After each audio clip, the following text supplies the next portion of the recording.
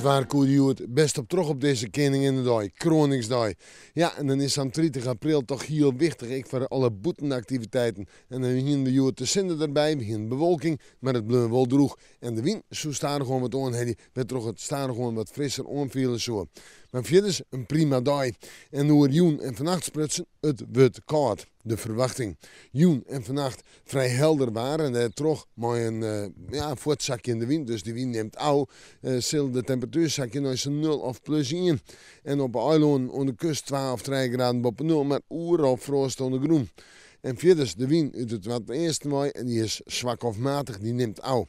Wel, meneer, beginnen we met autoruitenskrabje. Verder wordt het een prachtige dag met zinnen en nog eens keer zinnen.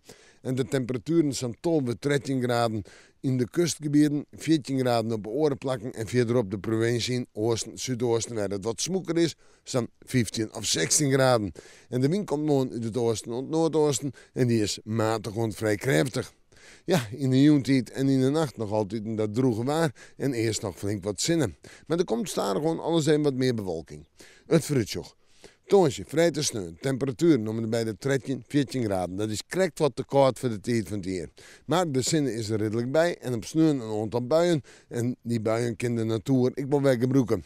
Want het gaat stadig met het groen worden. Het gaat stadig met het uitbotten. En dat komt omdat het te min warmte, maar ook te min wetter is. Nou ja, we moeten morgen maar weer even in het waarschuwen.